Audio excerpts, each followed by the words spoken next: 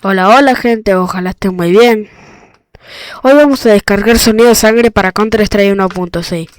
Primero van a tener que ir acá. Van a tener que entrar al enlace que les voy a dejar en el video. O tal vez en el comentario. Vamos a entrar a ese enlace, yo voy a copiar por acá. Y bueno, van a tener que descargar acá. Aprietan download. Y bueno, van a tener que ir acá. Esperen a que se descargue, no tarda mucho. Es mío. Yo lo creé. Y bueno, se van a usar para otros videos de créditos. Acá está el archivo. Le voy a dejar un archivo acá. Entonces van a tener que ir a donde dice nuevo, carpeta.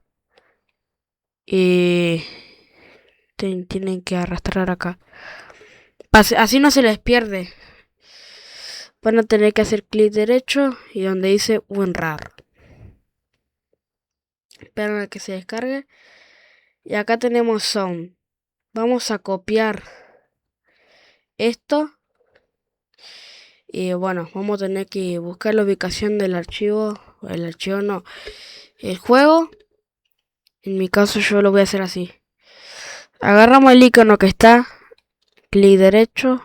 Y abrir la ubicación del archivo. Vamos a tener que ir acá. Strike. Y vamos a un espacio blanco. Pegar. Para que se pegue. Esto no va a tardar mucho seguro. Pero a mí se me...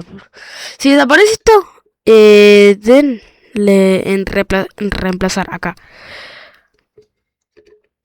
No importa. Bueno, yo una vez descargado, vamos a tener que entrar al juego a ver si funciona.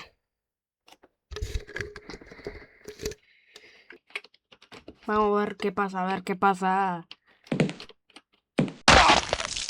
¿Escucharon ese sonido? ¿Escucharon eso? Escuchen esto.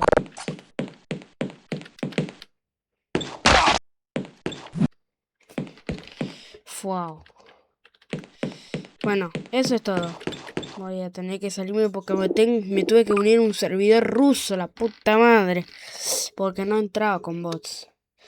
Simplemente eso. Chao.